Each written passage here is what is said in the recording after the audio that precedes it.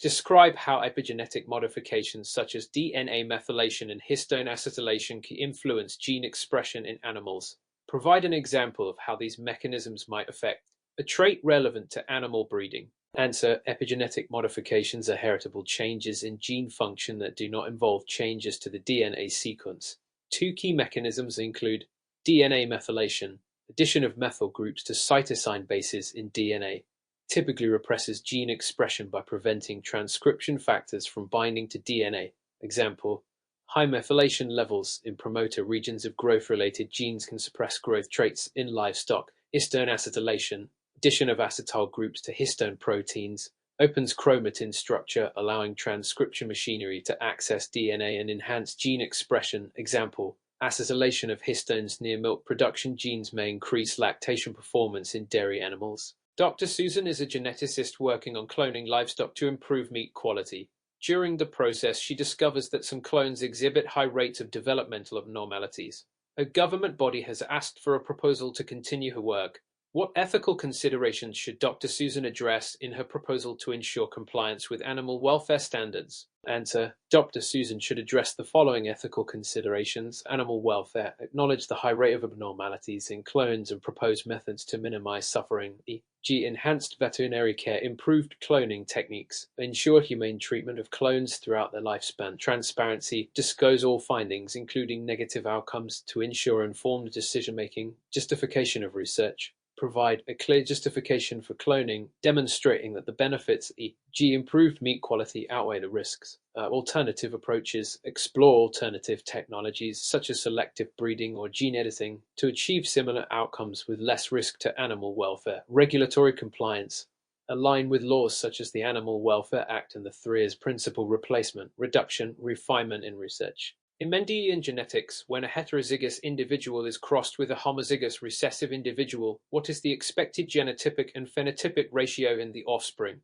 Answer: this is a classic monohybrid cross involving one gene with two alleles, dominant and recessive. For example, consider the gene for flower color in a plant where R is the dominant allele, red, and R is the recessive allele, white.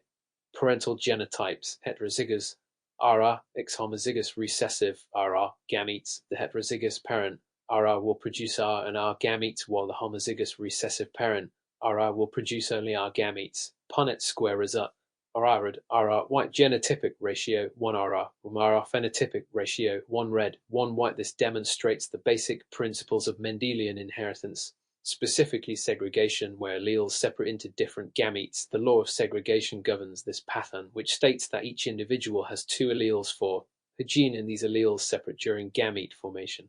Explain the process of using estimated breeding values EVs to evaluate breeding stock and make selection decisions in a cattle breeding program. Answer: estimated breeding values EVs are predictions of an animal's genetic potential for specific traits based on its performance and the performance of its relatives. The process involves data collection, collect performance data, e.g. milk yield, growth rate, fertility from the individual and its relatives, genetic evaluation, using statistical models. The B versus are calculated by considering both the animal's own performance and the genetic merit of its relatives, particularly parents. Trait selection: for example, a cattle breeder might select animals with higher B versus for traits like milk production or disease resistance. Genetic improvement: by selecting animals with superior EBs, breeders aim to improve the genetic potential of the herd over generations. B versus help to reduce the impact of environmental factors such as management practices and feed availability by focusing on genetic contributions. The selection of breeding stock based on B versus ensures genetic progress in traits of economic importance. Sarah is managing a small flock of sheep for wool production. She has noticed that some of her animals have decreased fertility and health issues. After genetic testing, she learns that there is high inbreeding within her flock. What steps should Sarah take to improve genetic diversity and avoid further inbreeding? Answer: inbreeding can lead to the expression of harmful recessive alleles and a decrease in fitness, which can result in fertility problems and health issues. To improve genetic diversity and reduce the effects of inbreeding, Sarah can introduce new genetic material, Bring in unrelated sheep from other flocks to increase genetic diversity. Avoid mating closely related animals. Use genetic testing to identify relatedness and plan mating pairs accordingly, avoiding mating siblings, half-siblings, or parent-offspring pairs. Implement rotational breeding. In a small flock, Sarah could rotate sires to prevent line breeding, which is the mating of closely related animals. Use genetic selection tools. If available, Sarah can use tools like B versus to select for individuals with superior health and fertility traits, reducing the chances of recessive defects. By carefully managing breeding practices and introducing genetic diversity, Sarah can improve the health and fertility of her flock while ensuring long-term sustainability. What role do genomic selection and bioinformatics play in improving livestock breeding programs? Answer: genomic selection involves the use of DNA markers to predict the genetic potential of animals. It is highly effective for traits that are difficult or expensive to measure, such as disease resistance or feed efficiency. Bioinformatics tools are essential in analyzing the vast amount of genetic data generated through genomic selection. Genomic selection. Single nucleotide polymorphisms (SNPs) are the most common genetic markers used to predict EBs. By analyzing large datasets of SNPs, breeders can select animals with superior genetic traits early in life before these traits are physically expressed. Bioinformatics tools like genome-wide association studies (GWAS) allow for the identification of genes associated with important traits. These tools use statistical methods to correlate genetic variations with phenotypic traits. The integration of genomics and bioinformatics allows breeders to accelerate genetic improvement, reduce the generation interval, and improve the accuracy of selection. What ethical concerns arise in the use of genetic modification and cloning in animals, and how should these concerns be addressed in an animal breeding program? Answer: the use of genetic modification, GM, and cloning in animals raises several ethical issues, including animal welfare. Genetic modification and cloning procedures often involve invasive techniques that can cause harm or discomfort to animals. Concerns about the welfare of cloned animals, such as increased susceptibility to disease and premature death, are particularly prominent.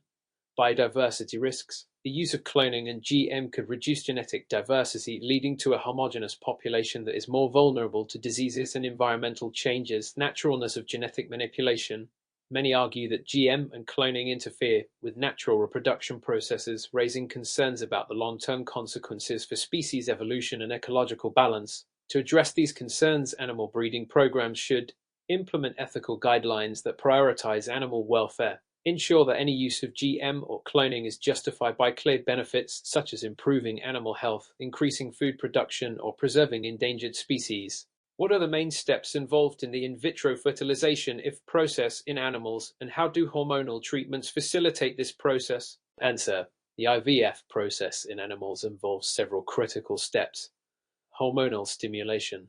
Female animals undergo hormonal treatment, usually involving gonadotropin, FSH, and LH, to stimulate the ovaries to produce multiple eggs. Oocyte retrieval. Eggs are collected from the ovaries using ultrasound-guided aspiration. In vitro fertilization. The eggs are fertilized with sperm in the laboratory. Sperm can be from a selected male or can be cryopreserved. Embryo culture. The fertilized embryos are cultured for several days to allow development. Embryo transfer. The viable embryos are then transferred to the uterus of a recipient female where they can implant and develop. Hormonal treatments are critical as they increase the number of mature eggs available for fertilization, improving the chances of successful conception. Estrous synchronization is often used to ensure that the recipient females are in sync with the donor females for embryo transfer. Explain how estrous synchronization is used in livestock breeding and what are the main methods involved. Answer: estrous synchronization is a technique used to control the timing of estrus heat in female livestock, allowing breeders to schedule mating and improve reproductive efficiency. The main methods for estrus synchronization include prostaglandins (PGFA), administered to cause luteolysis, which eliminates the corpus luteum and induces estrus in females. This method is used when animals are in the luteal phase of the cycle. Progesterone-based methods. These methods involve the use of intravaginal sponges or implants that release progesterone to suppress estrus. The progesterone is withdrawn at a specific time to induce estro. Weroch analogs. These can be used to stimulate the release of LH, luteinizing hormone, which triggers ovulation. Combination protocols. Often a combination of these hormones is used to synchronize estrus more effectively. Estrus synchronization is widely used in artificial insemination (AI) programs to improve pregnancy rates and reduce the number of insemination cycles needed. Mr. Thompson is working on a breeding program for rare horses and has decided to cryopreserve sperm and embryos. What are the key steps in cryopreservation, and how should Mr. Thompson ensure the viability of these specimens over time? Answer: cryopreservation involves freezing sperm and embryos for long-term storage. The key steps are collection. Sperm or embryos are collected from donor animals. Processing. Sperm is diluted with a cryoprotectant e.g., glycerol, which helps prevent ice crystal formation that could damage the cells during freezing. Freezing. The specimens are frozen in controlled conditions using liquid nitrogen at temperatures around -196 tick. Storage. The frozen specimens are stored in liquid nitrogen tanks, which maintain a stable, ultra-low temperature. Thawing. When needed, the specimens are carefully thawed and the viability is assessed. Mr. Thompson must ensure that all cryopreservation processes follow standard operating procedures (SOPs) to minimize damage during freezing and thawing. Cryobank regulations often require regular monitoring of storage conditions to maintain sample integrity over time. What are the primary legal and ethical considerations researchers must adhere to when using animals in scientific research, and how should these principles guide the experimental design? Answer: when using animals in scientific research, researchers must comply with several ethical and legal guidelines to ensure the humane treatment of animals. These considerations include the 3's principle: replacement. Whenever possible, researchers must use alternatives to animal testing, such as in vitro methods or computer simulations. Reduction. Efforts must be made to minimize the number of animals used in research. This can involve designing experiments that yield more data from fewer animals. Refinement. Procedures should be refined to minimize animal suffering. This includes using less invasive methods and providing pain relief when needed. Legislation. Laws like the Animal Welfare Act in the United States and the European Directive 2010/63/EU in Europe govern the ethical use of animals. These laws require that research must be approved by an institutional review board or animal ethics committee. The well-being of animals must be continuously monitored. Pain and distress must be minimized, with anesthesia or euthanasia methods used when appropriate. Ethical review and justification. Before beginning any research, a detailed justification for the use of animals must be provided, demonstrating that the scientific benefits outweigh any potential harm to the animals. Researchers must also explain why non-animal alternatives were not suitable for the study at scenario application. Researchers must continuously assess the impact of their work on animal welfare, ensuring compliance with the relevant laws and ethical frameworks in the context of their specific research goals. What are the key considerations when selecting appropriate handling and restraint techniques for laboratory animals, and how do these techniques impact the animal's stress levels and experimental results? Answer: the selection of appropriate handling and restraint techniques is crucial to minimize stress and ensure the reliability of experimental results. Key considerations include species-specific techniques. Different species require different handling techniques. For instance, rodents are often handled gently by the tail or scruff, while primates require more careful, non-threatening methods to avoid aggression. Minimizing stress. Stress in animals can interfere with experimental outcomes by altering physiological responses. It is important to use the least restrictive methods of restraint that still allow for the desired outcome. Ethical guidelines. Under ethical guidelines such as the 3's, restraint should only be used when absolutely necessary, and the duration of restraint should be minimized. Researchers should also monitor animals for signs of distress and adjust procedures if necessary. Training and expertise. Proper training for researchers handling animals is vital to prevent harm and reduce the risk of injury or distress. The Guide for the Care and Use of Laboratory Animals, NRC 2011, outlines the best practices for handling animals to minimize stress and discomfort. What statistical methods are commonly used to analyze data from animal research studies, and how do these methods contribute to the robustness and reliability of research findings? Answer: in animal research, the selection of appropriate statistical methods is essential to ensure the accuracy and reliability of experimental outcomes. Common methods include descriptive statistics. These methods summarize the central tendency and variability of the data, including mean, median, standard deviation, and range. Descriptive statistics help researchers quickly understand the distribution and spread of their data. Inferential statistics. These methods, such as t-tests, ANOVA, and regression analysis, allow researchers to make inferences about a population based on sample data. For example, t-tests compare the means of two groups to determine if they are significantly different. ANOVA is used when comparing the means of 3 or more groups. Regression analysis helps understand relationships between variables, such as the effective dosage on response rates. Power analysis. Before starting an experiment, researchers use power analysis to determine the sample size required to detect a statistically significant effect. This method is vital to ensure that the study is sufficiently powered to avoid type I false positive and type II false negative errors. Multivariate analysis. For studies involving complex relationships, techniques such as principal component analysis (PCA) or multivariate analysis of variance MANOVA can be used to assess how multiple variables interact. By applying these statistical methods, researchers can confidently interpret their data, ensuring the robustness of their findings while minimizing the risk of bias. What are the key factors to consider when establishing a health monitoring program for animals in research, and how do these factors influence the outcomes of animal studies? Answer: health monitoring programs in research settings are critical to ensure animal well-being and reliable research outcomes. Key factors to consider include regular health assessments. Animals should undergo regular health checks, including monitoring for signs of illness or distress. Physical examinations, body condition scoring, and behavioral assessments help identify early signs of disease or discomfort. Environmental factors. Environmental stresses, such as temperature fluctuations, poor ventilation, or overcrowding, can compromise animal health. Maintaining optimal housing conditions is essential to prevent health issues that could confound research results. Prevention and control of disease. Researchers must implement strict biosecurity protocols to prevent disease outbreaks, such as quarantine for new animals, vaccination programs, and regular health screenings. Disease outbreaks can lead to skewed data, especially in longitudinal studies. Record keeping and documentation.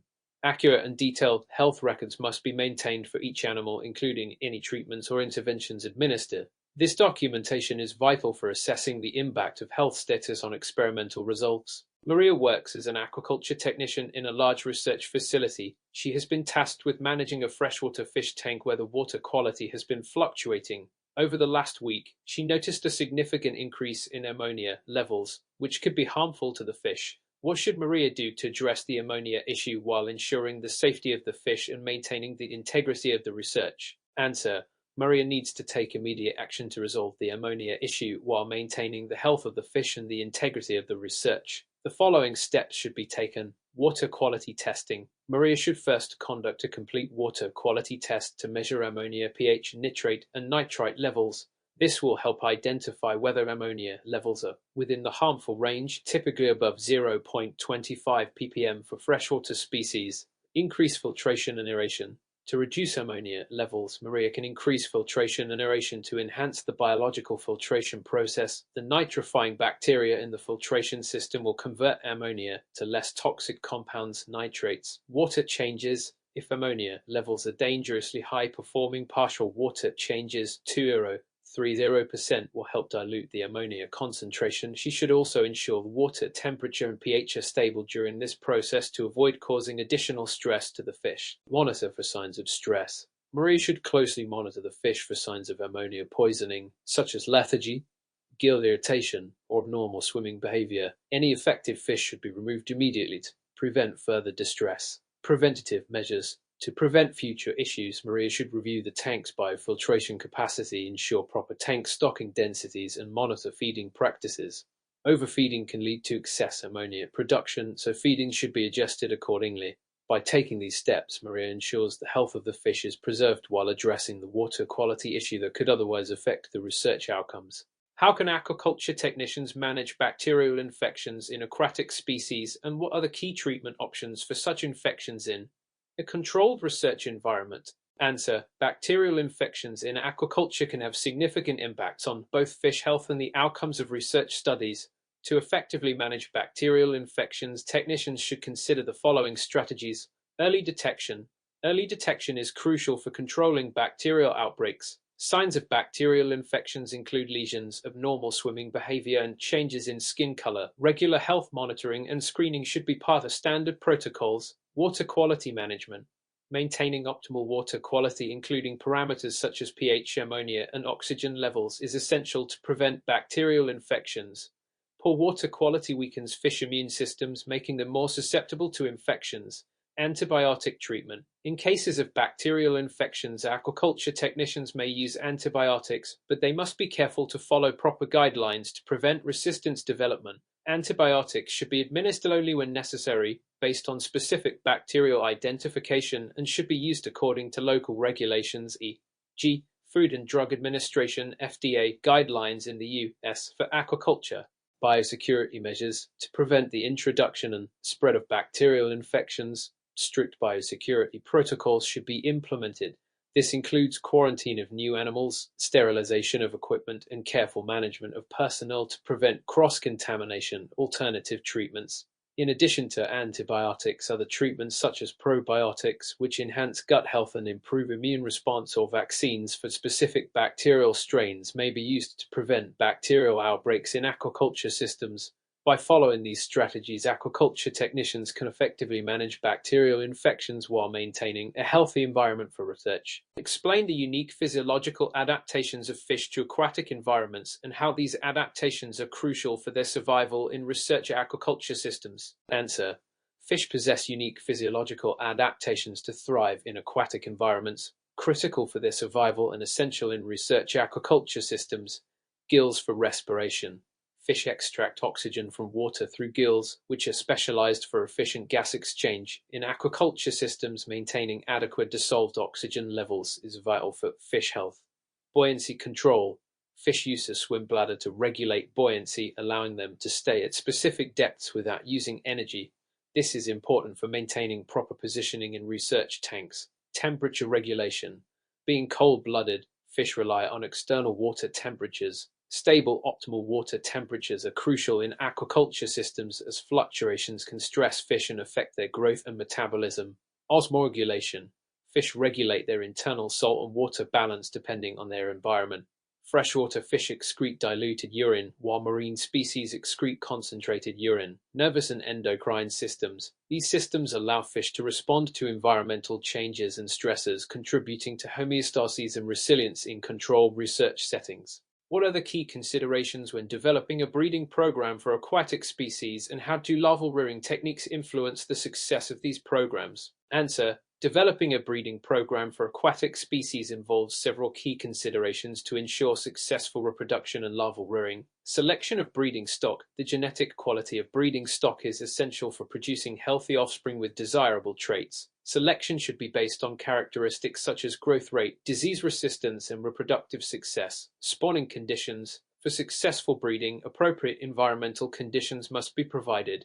This includes maintaining proper water temperature, salinity, and light cycles to mimic natural spawning triggers. Some species may also require specific habitat conditions, such as submerged vegetation or substrate for egg-laying. Larval rearing techniques. After spawning, larvae must be carefully nurtured in controlled environments. Key considerations include water quality. Optimal water quality, temperature, oxygen, pH is essential for larval survival. Feeding. Larvae require specialized feeding, often including live foods such as rotifers or artemia. The transition to formulated feeds should be done gradually. Stocking density. Overcrowding can lead to stress and poor growth, so appropriate stocking densities should be maintained. Monitoring growth and health. Regular monitoring of larval growth, health, and behavior is essential for adjusting conditions as needed. The development of early disease management strategies can prevent large-scale losses. By addressing these considerations, researchers can ensure the success of breeding programs and larval rearing in aquaculture systems, contributing to sustainable research practices. How should aquaculture technicians manage critical water quality parameters, such as ammonia and pH, to ensure a healthy environment for aquatic species used in research studies? Answer: Effective water quality management is essential for maintaining the health of aquatic species used in research studies. The following parameters should be carefully controlled. Ammonia. Ammonia is toxic to aquatic species, especially in its unionized form NH. It is produced by fish waste and uneaten food. Aquaculture technicians should monitor ammonia levels. Regular testing of ammonia concentrations is essential. Increase filtration. Biological filtration systems that house nitrifying bacteria are critical for converting ammonia to less harmful nitrites and nitrates. Perform water changes. In cases of high ammonia levels, partial water changes can help dilute ammonia concentrations. pH affects many biological processes in aquatic species, including enzyme activity and oxygen solubility. The ideal pH depends on the species being cultured, but is typically between 6.5 and 8.5 for most freshwater species. Aquaculture technicians should monitor pH levels regularly. Fluctuations in pH can stress fish. Adjust pH as needed. Use buffering agents like sodium bicarbonate to stabilize pH within the optimal range. Oxygen. Adequate oxygen levels are crucial for fish respiration. Oxygen should be maintained at a concentration of 5-7 gl in freshwater systems. This can be achieved through aeration systems and proper tank management practices. By managing these critical water quality parameters, aquaculture technicians can provide a stable environment that supports the health and growth of aquatic species, ensuring the success of research projects. What are the challenges associated with handling and restraining aquatic species in research settings, and how can technicians minimize stress during these procedures? Answer: invertebrates, particularly arthropods, have a decentralized nervous system that contrasts with the centralization seen in vertebrates. The arthropod nervous system consists of a brain, often referred to as the supraesophageal ganglion, and a ventral nerve cord with ganglia at each segment of the body. This arrangement allows for local control and coordination of movement, which is particularly beneficial in rapidly responding to environmental stimuli. Invertebrates typically have less complex brain structures compared to vertebrates, with fewer specialized areas for higher functions such as thought or reasoning. However, they compensate for this through highly efficient reflex circuits, often coordinated by sensory neurons, allowing quick responses to external stimuli. Vertebrates, on the other hand, have a centralized brain and spinal cord central nervous system that is protected by bone or cartilage. Their nervous systems are more complex, with specialized regions of the brain dedicated to cognition, memory, and complex sensory processing. Vertebrates also exhibit more elaborate motor control and integration of sensory input for adaptive behaviors. How do conservation biology principles inform strategies for habitat restoration and biodiversity preservation? Answer: conservation biology provides a framework for understanding the dynamics of ecosystems and biodiversity. It emphasizes the importance of preserving genetic diversity, species, and habitats. Strategies for habitat restoration, therefore, are grounded in principles like ecological integrity, connectivity, and resilience. The core concepts of conservation biology, including the understanding of metapopulations, genetic diversity, and ecosystem services, inform these strategies. For instance, an ecological restoration concept involves returning ecosystems to a previous state of health using practices such as removing invasive species, reintroducing native species, and enhancing the ecological functions of a habitat. Additionally, principles like adaptive management, which entails iterative decision-making, ensure that habitat restoration efforts can be adjusted as needed based on monitoring outcomes. International agreements, such as the Convention on Biological Diversity (CBD), provide guidelines on protecting ecosystems, while local regulations often mandate restoration efforts for specific threatened or endangered species. What role does epidemiology play in managing wildlife health, and what are the key epidemiological methods used in tracking and controlling diseases in wildlife populations? Answer: epidemiology is critical in wildlife health management as it allows for the tracking, prevention, and control of diseases within animal populations. Key methods include surveillance, the systematic collection of health data to detect and monitor disease outbreaks in wildlife populations. This can be done through field surveys, testing, and analysis of mortality rates. Surveillance data guides disease control measures. Outbreak investigation. Epidemiologists use statistical and data analysis methods to identify the cause, source, and spread of disease outbreaks. For instance, the case control study method compares infected populations with healthy ones to identify risk factors. Modeling disease spread. Mathematical models, such as compartmental models, e.g., SIR models, susceptible, infected, recovered, predict how diseases spread within populations. In wildlife, challenges include the difficulty in accessing animals in their natural habitats and the wide range of species involved, each with different susceptibilities and behaviors. Policy frameworks like the One Health Initiative, which promotes an integrated approach across human, animal, and environmental health, are often adopted to guide these efforts. Mr. Smith is the manager of a wildlife conservation project aimed at restoring a wetland ecosystem. He has been tasked with addressing an invasion of non-native species, including a predatory fish species that threatens the local aquatic life. What management strategies should Mr. Smith employ to maintain ecological balance and ensure the success of the restoration project? Answer: Mr. Smith should take a multifaceted approach to manage the invasive species and restore ecological balance. The following strategies are recommended. Early detection and rapid response EDA. Mr. Smith should establish a monitoring system to detect the invasive species early, allowing for quick intervention. Rapid response may include physical removal of the invasive fish species or using targeted chemical control, only if ecologically safe. For biological control, introducing natural predators or competitors of the invasive species can help reduce their numbers without harming the ecosystem. However, Mr. Smith must ensure that the new species will not cause further ecological disruption. Habitat restoration. To support native species, restoration efforts should focus on improving water quality, reintroducing native plant species, and enhancing the overall ecosystem's resilience. Integrated pest management (IPM). This approach combines biological, chemical, and mechanical control methods and includes educating local communities and stakeholders about invasive species prevention. What are the key principles behind biosecurity measures in wildlife management, and how do they help prevent disease outbreaks in protected areas? Answer: biosecurity measures are critical for preventing the introduction and spread of diseases within wildlife populations, particularly in protected areas. Key principles include isolation and quarantine. New animals or species entering a protected area should be isolated and monitored for signs of disease before being introduced to the larger population. Hygiene and sanitation. Wildlife habitats as well as facilities where animals are housed should be regularly sanitized to prevent the transmission of pathogens. This includes the sterilization of equipment, vehicles, and clothing. Disease surveillance. Routine health monitoring through field surveys, diagnostic testing, and monitoring of population health indicators allows for early detection of disease outbreaks. Control movement. Limiting the movement of animals within and between wildlife reserves reduces the risk of cross-contamination from external sources. For example, restrictions on tourist access during certain seasons can prevent the spread of zoonotic diseases. Biosecurity regulations are often shaped by national and international laws such as the World Organization for Animal Health (OIE) standards, which provide guidelines on disease surveillance and biosecurity measures for animal populations. Which factors should be considered when developing vaccination protocols for wildlife populations, and how do herd immunity principles apply to these protocols? Answer: when developing vaccination protocols for wildlife populations, several factors must be considered. Species-specific factors. Different species have varying susceptibility to diseases and their immune responses can differ. Therefore, protocols should be tailored to each species' needs. Epidemiological data. The prevalence and spread of disease in the population should inform vaccination strategies. Vaccination should be prioritized for species most at risk or those that are critical for ecosystem function.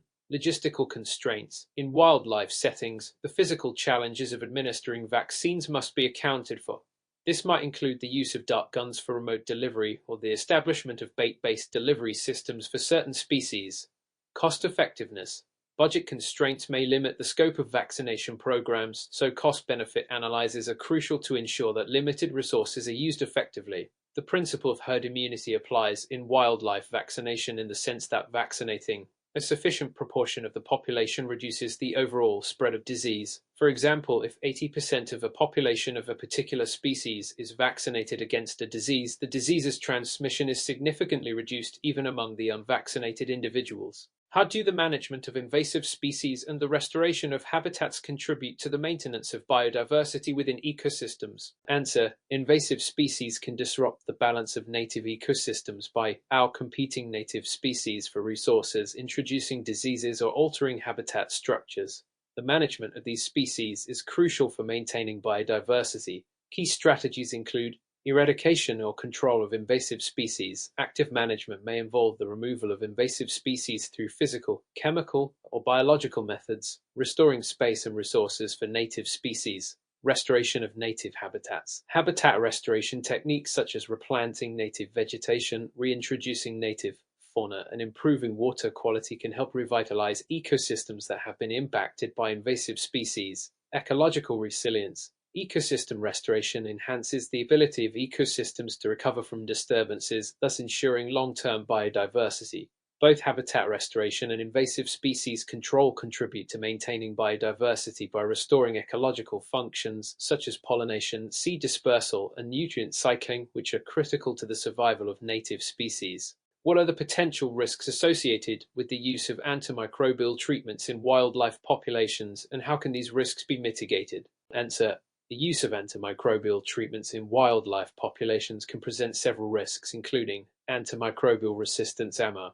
Overuse or misuse of antibiotics can lead to the development of resistant pathogens, which can then spread within wildlife populations and potentially affect human and domestic animal populations. Ecological disruption.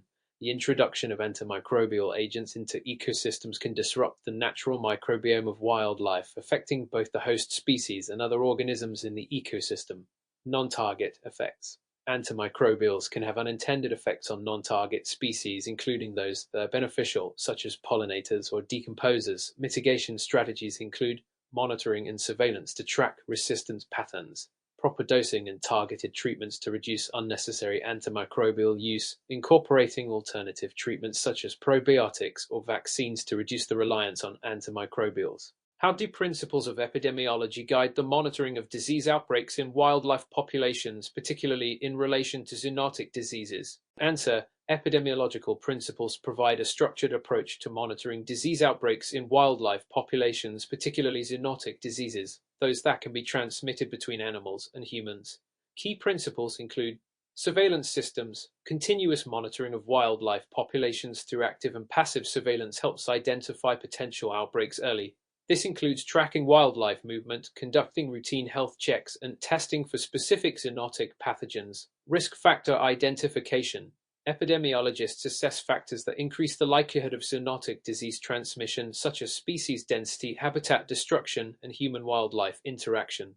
Understanding these risk factors helps target mitigation efforts. Epidemiological modeling. Mathematical models, such as the SIR model, can predict how zoonotic diseases spread through populations.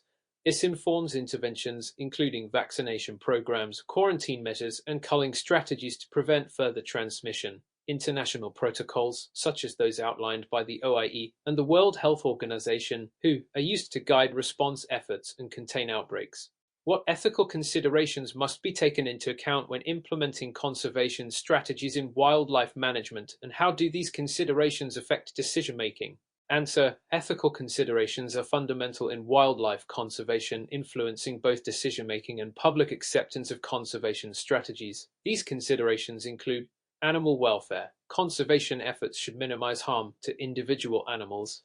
Practices like relocation, translocation, or culling must be assessed for their impact on animal welfare.